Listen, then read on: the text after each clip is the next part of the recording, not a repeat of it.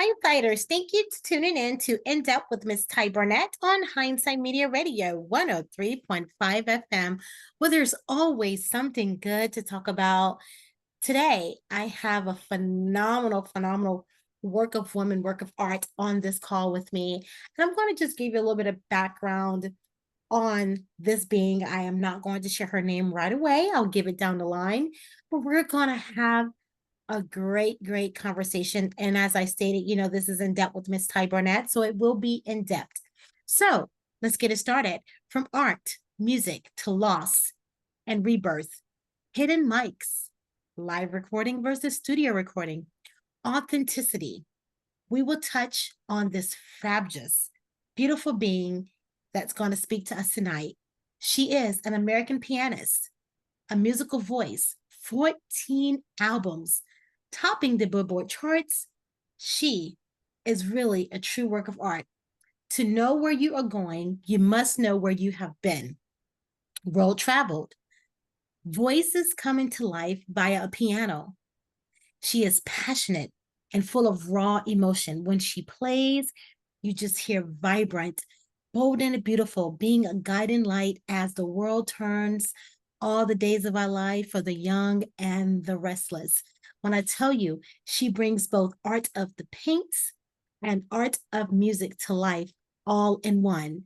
And when you see the album cover, you'll think, I see you looking at me and me looking at you. The name of this song or the pianist that will be played is called The Eye is the First Circle, which ventures into bold, interdisciplinary, and artistic territory in collaboration with some amazing greats, Laurie Olinder and lighting designer Davison Scandrett.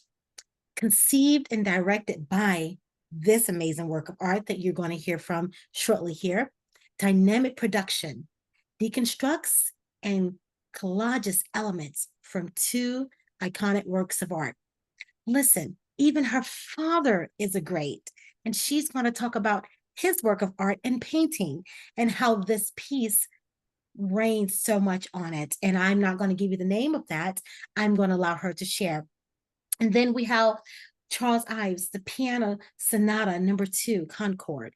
Oh my gosh, guys, wait till you hear it. It is such an amazing. So without further ado, we're going to dive into this. But we have the amazing, the great, the fabulous Simone Dinnerstein. Welcome. Thank you so much. That was a great introduction. Thank you. So before we dive into who you are and who your father was and all these amazing rights that you've worked with, let's kind of pull at your heartstrings and let's talk about where you started or how you've become so successful with collaborations with Adam Abehouse, who I would like to say my condolences to you because I know what he meant to you in so many interviews that you've shared.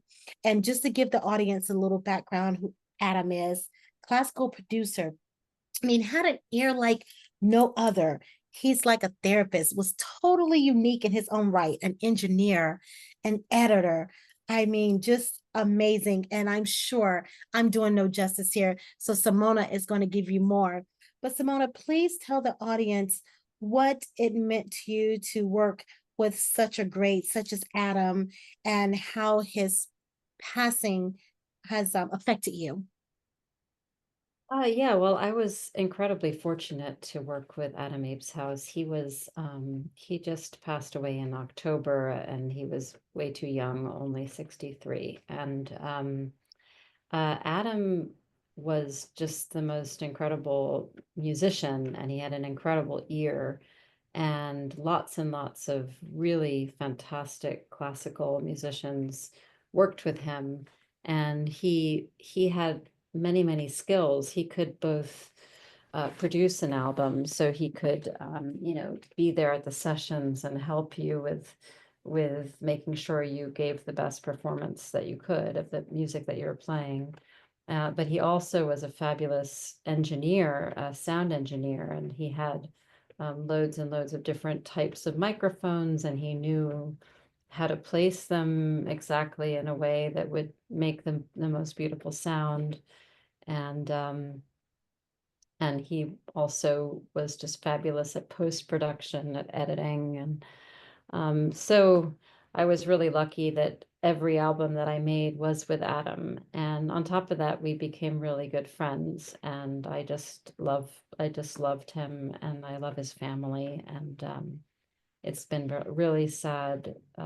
It's been a sad time losing him, and just thinking, what's my musical life going to be like without him? Absolutely, absolutely. Now, you guys also had to work through the what some said is now gone away, the COVID-19, or what we call the pandemic. How did you guys find yourself continue to be able to work and create such masterpieces even during that time? Uh, well, I really have Adam to thank for that, because in the early days of 2020, when it first started, I, like everyone else, was really, really frightened by the whole thing, and depressed, and um, I just didn't really feel that, I didn't know what to do with myself, because obviously all concerts stopped, and I didn't feel like playing the piano. It just felt like such a sort of sad and scary time, not a time for making music. And I spoke to Adam about it, and he said, now's the time that you should be recording. And I have a very, very beautiful piano at home. And he said, you've always wanted to record on this piano, and we should do it now. And I thought it was kind of crazy, that the idea of recording in my room, because I live in Brooklyn, and my piano room faces the street, and it's a smallish room with a 9 foot Hamburg Steinway in it. And he said, no, he could make it work. And because there were no cars driving anywhere, and everybody was staying inside, it was actually incredibly quiet. And so Adam came to my house, and we recorded during the middle of the night. And we wound up recording 3 albums in my house over the course Wow, of that pandemic. It was really incredible. that is Yeah, incredible. yeah. Wow. So let's pivot to talking about Simona. How you where you grew up and what's your family background, and then who you are into this amazing woman you are today. Well, I'm from Brooklyn. I'm from Park Slope, and my parents, I'm an only child, and my father, Simon Dinnerstein, is a really incredible painter and artist. Mhm. And my mother is a fantastic early childhood teacher. She's now retired, but she taught for many years in the public school system, and she then went on to teach teachers, and has written a wonderful book about early childhood learning through play. And so I was really lucky to have my parents, who were really, really nurturing. And I was just drawn to music from a young age. And I fell in love with the piano when I was 5, and I was taking ballet classes, and there was a pianist who played in class, and I just loved the piano. And I asked my parents for lessons, and we didn't wind up having me start till I was 7, which oddly enough is old for a lot of classical musicians. They usually start when they're about 3. And yeah, I immediately felt like this was what I wanted to do. And so I wound up going to Manhattan School of Music every Saturday growing up, for all my music lessons. And then I went to Juilliard for college, and went to London, and studied with an incredible piano teacher there, Maria Curcio, and also wound up meeting my husband over there, who's English. And I still live in Brooklyn, um, and now my life is, I just my life is playing concerts and recording, and I'm very, very fortunate to be doing what I do. I love that. So you spoke of you know, of course, loving what you do, and then do a lot of traveling, right? Playing Yeah. in concerts. So how do you find that balance from your passion as an artist, musician, and then keeping your family whole as well, especially when you have to travel so much? Should they go with you? What does that look like for you?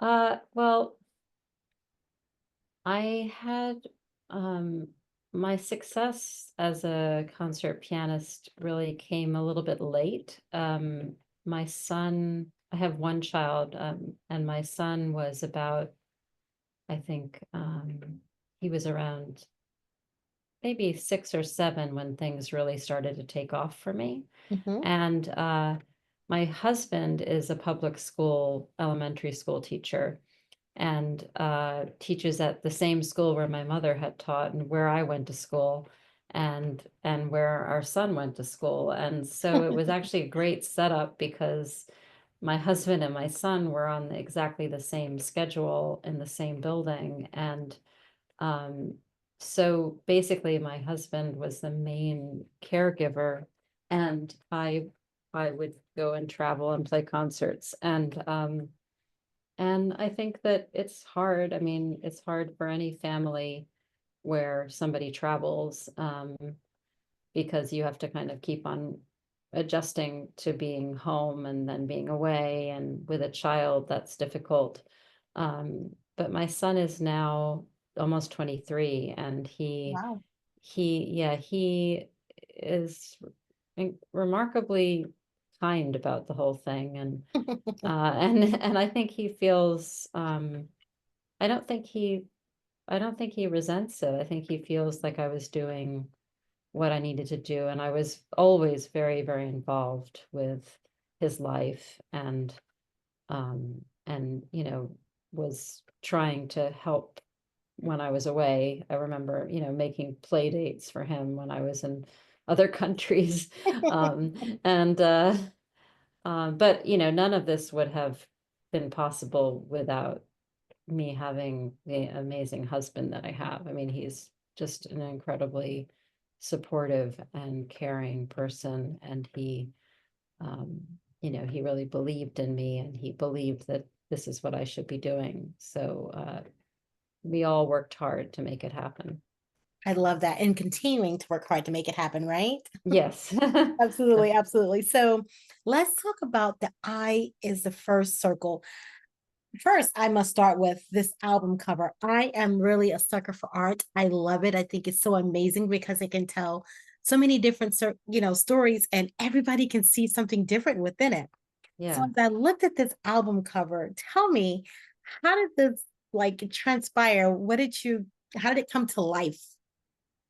Well, the cover shows my eye, Yes. Okay. and it's actually a photograph of I created a performance piece, Hmm. um, that was combining video projections, and lighting, and actually a set that flew up into the theater space, with me playing the piano on stage. And we had this enormous scrim, like a one of these kinds of like transparent curtains almost, that goes down, and it was about 30 feet wide, went across the whole width of the stage. And that photograph on the cover of my eye, was projected all 30 feet across the stage.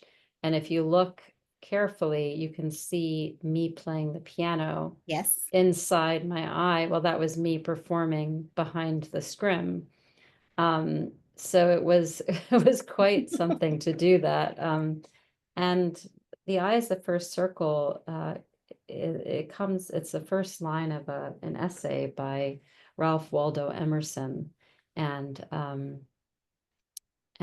Emerson was an inspiration for Charles Ives, the composer. And Ives wrote this incredible piano sonata called the Concord Sonata, and one of the movements is called Emerson. And so I created this piece, this performance piece, where I used the music of Charles Ives and some of the ideas that come from the transcendentalist writers that he was inspired by, like Emerson and Thoreau and the Alcotts and Hawthorne.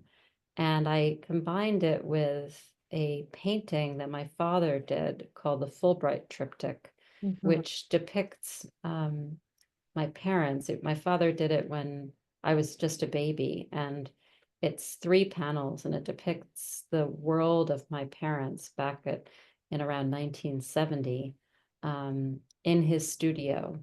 And it's a very autobiographical painting, and it's an incredible resource for me to see where I came from, the world that I grew up in. It's all in that painting. And so I thought I would make this performance piece that would create a kind of narrative about what is it that shapes us into the people that we are, and how do we, continue to sort of make ever expanding circles of understanding from those experiences. Absolutely. And that's what I looked at that painting. I was like, wow, this is amazing. And that's what I talked about in the introduction, how you brought that to life.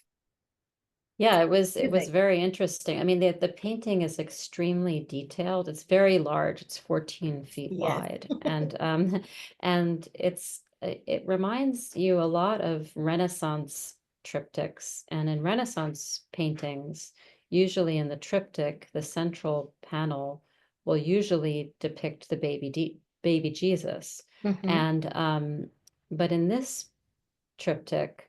My mother is holding me as a baby uh, on the left panel, and my father is sitting on the right panel. And in the middle panel is my father's studio and his table, which had all of the different tools that he was using to create an engraving.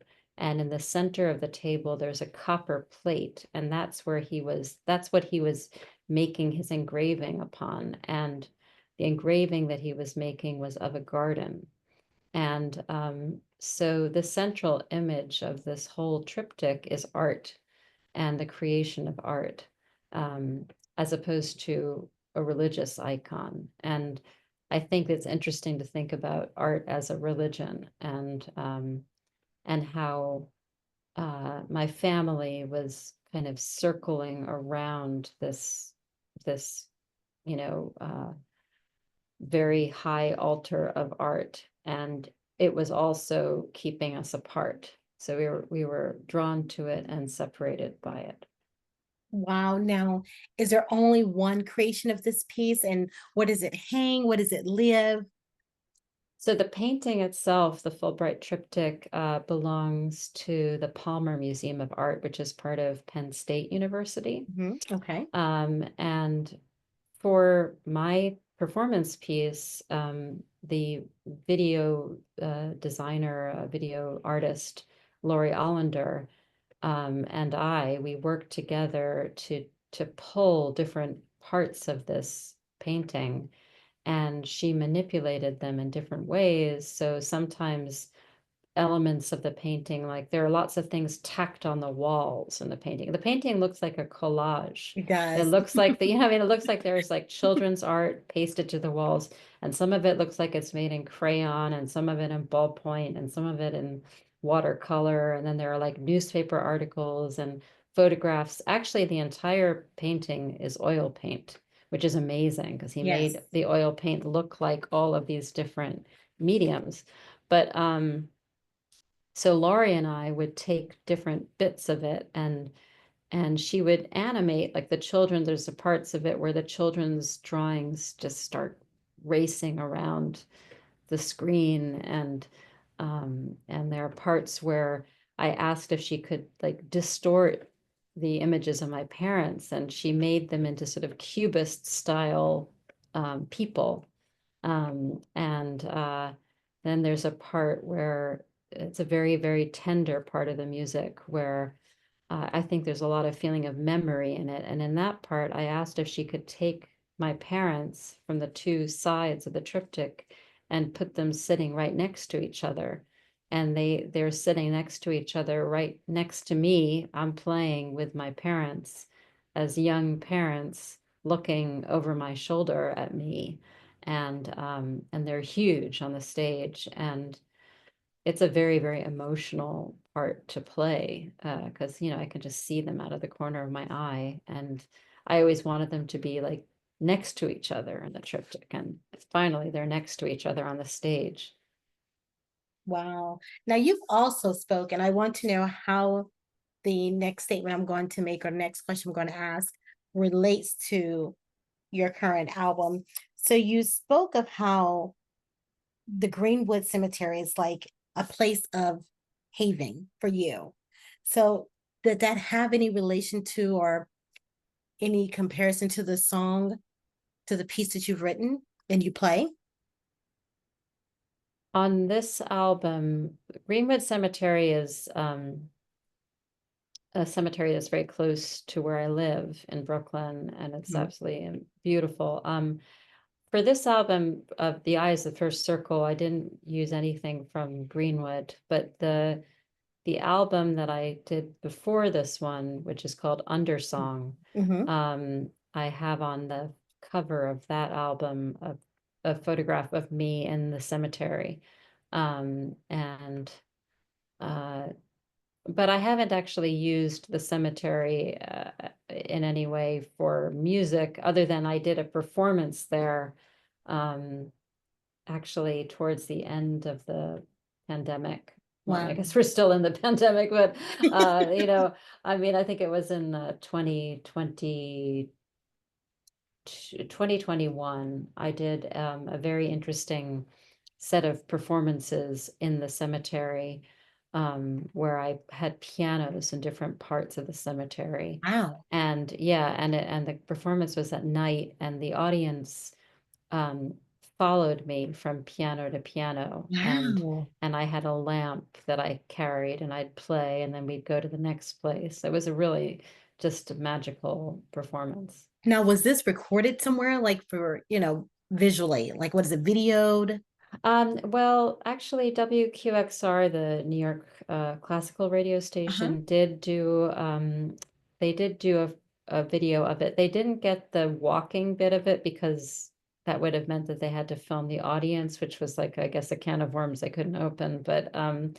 But they did capture me playing in the catacombs of it, it is beautiful. They did a beautiful video of it, but the whole experience was linked to actually the second album that I made at home during the pandemic, which was of a piece of music called An American Mosaic, which was written during that initial part of the pandemic by the American composer Richard Danielpour.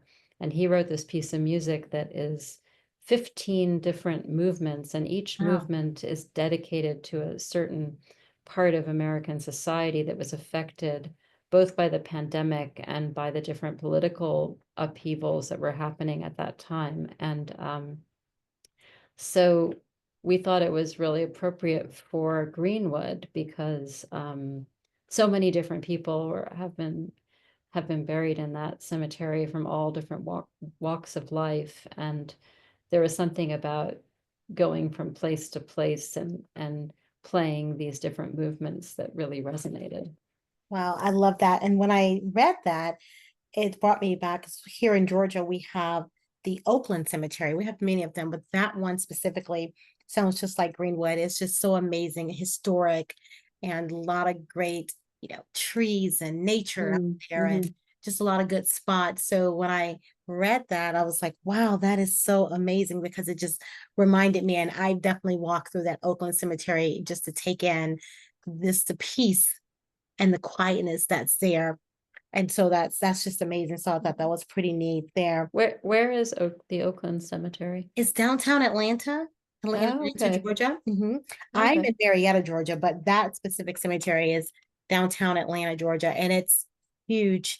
It's very historic and it's Hmm. just beautiful. And so yes, when I read that, I was like, you know what? That is so amazing. Wow. I Yes, should go there next time I'm in you Atlanta. should. You should. It is Yeah. definitely just like you talked about Greenwood Cemetery being a place of haven. That Oakland Cemetery is just that.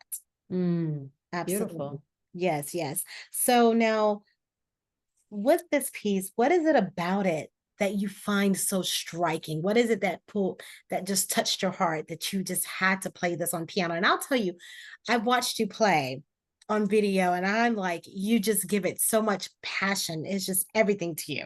So what Thank is it you. about this piece that you find so striking? So I guess the Charles Ives, the Concord Sonata is it was composed in the 20th century, and I Mhm. think it's probably the most mm, one of the most sort of ambitious, like in terms of its scale, it's like one of the biggest and most important works for piano from the 20th century. And um, it's a piece of music that has so many extremes in it, Mhm. extreme like changes of emotion and texture, and parts of it are like unbelievably dissonant and hard to listen to, and other parts are just like beautiful folk songs, or like some kind of bells, or beautiful meditative parts, and there are parts that are just completely wild and unhinged, and other parts that are really grand and kind of philosophical. And it was a piece that I never thought I would actually be able to play. I'd always been really intimidated by it when I heard it. And because it's so hard to play it. There's just so much to understand. Yeah. Um and I would never have done it had it not been for the pandemic, because then I had all of this time on my hands, not traveling. And I remember the first page of it. I think it's about, I can't remember how many pages are it. Maybe it's probably about 60 pages long or something, this piece. Wow. And yeah, and I remember the first page took me like 3 weeks to understand. I just couldn't understand it. Every day I would start practicing it, and it was as if I had not practiced it the day before. And and then once I really persisted with that, then it kind of unlocked the rest of the piece. And um, the more that I studied it, the more that I practiced it, the more things I found in it. And every time I perform it, it's like I find even more hidden doors in it. And I just love music that's like that, that just has, you keep on opening another door, and it doesn't ever end. Well, and that's exactly what I felt like this piece was. It was like the Energizing Bunny. However, it was like the never ending story. It just kept going and going Yeah. and going. It's like, okay, wait a minute. So are you just going to make another one? Because I don't think this is ever going to end. So that's what, and it kept you guessing. Okay, it's like, okay, what's next? Yes, I couldn't keep exactly. on the train. And so that's what, but you know what? It made for a great listen. I will see Thank that. you. And that's what's so amazing about it. So, how do you select like the orchestras and composers and people of that sort that you work with or that gets to play with you or for you? What does that process look like for you on such amazing pieces? Um, well, the music that I want to learn, I think about really carefully. And so each concert season, I will offer up certain pieces of music or certain programs that I'll tour with. And then my manager um, goes out and speaks to everyone and books the concerts. Um, and sometimes when I get invited to play like a concerto with an orchestra, they have a specific piece of music that they'd like me to play. And other times they're just happy for me to play what I want to play. I mean, it's Mhm. kind of it seems to be a different story for each place that you go. But ideally, I like to not be playing a million different pieces of music each season, because that doesn't make for a happy life. Right. So, what do you when others listen to you play or hear your music, what do you hope they gain, especially with this specific piece? What do you hope they will take away? What do you want them to feel when they're hearing this? guess I think about what I would like to hear when I listen to something or when I go see something, um, and I think that the reason why we listen to music or we look at art or why any of the arts are really important is that they are another way of making sense and understanding of the world. We can use our words and talk about it, but I think that when you hear something like this Ives sonata, um, it's so incredibly creative and it just makes you hear, it makes you listen in a very, very different way, like Mm. maybe in a way that you've never listened before to anything. And um, I feel that if I can, you know, provide a window into that world for people, then then it's making everybody's lives richer to be able to hear that music and to discover something that they might not have heard before. And they will definitely do that with this piece. They will, so listeners, I tell you, the I is the first circle. You definitely will, it will have you emotional and all over the place, but in a good way. I will definitely Great. say that. So, where can listeners find you? Are you going to be planning any more concerts soon? And what areas will you be traveling? And like, I know out of the country and in the States, where can you can drop your email and your website, but where can some of our listeners who are interested, including myself, come and hear you in person? Oh, that's nice. Well, you can see my concerts on my website, which is just my name, Simona Dinnerstein, which does not spell the way it sounds. Um, my next concert, which is next week, I'm playing at Carnegie Hall in New York, which I'm very excited Wow. about. Yeah. Yes. Congrats. Thank you. And the rest of the season, I'm kind of traveling around the United States in different places. I don't think I'm getting to Georgia this year. I was there last year.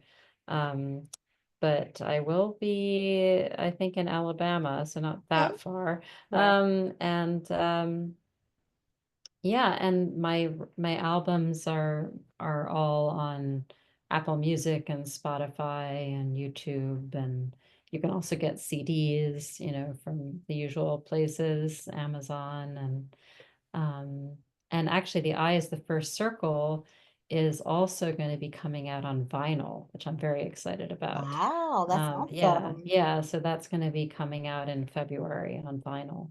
Well, Um, congrats for that. yeah, thank you. Yeah, so we'll definitely, and we'll add Hindsight Media Radio 103.5 FM to that, where listeners can hear your album. So we'll definitely be adding your music to this.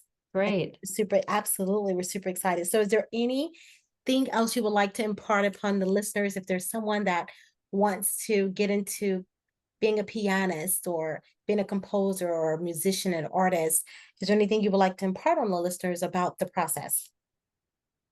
I just think that playing an instrument is a wonderfully satisfying thing. You don't have to do it for a living. You can just enjoy doing it. And I always advise my friends who are interested, taking lessons is great.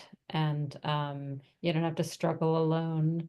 And and I think the more people that actually play instruments, the better, because when you play an instrument, it makes you appreciate it in a different kind of way. And then it makes you listen in a different kind of a way. So I always think it's great if people can learn an instrument, and if not, just try to listen to as much music, different kinds of music as possible. Absolutely. So, listeners, you can find Simona's information via her website, as she stated earlier. The name of pronunciation is definitely not how it's spelled. So, let me help you with that. www.SimoneDinnerstein.com.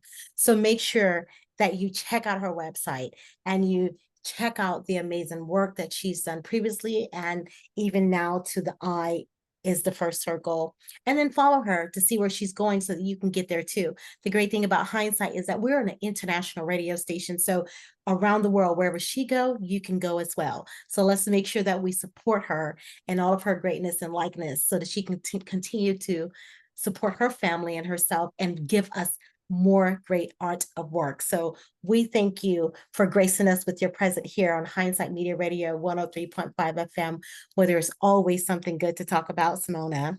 Oh, thanks so much, Ty. It was lovely talking with you. Absolutely. So we wish you the best of success and we will be in touch soon. Okay, thank you. Thank you. Bye bye. Bye-bye.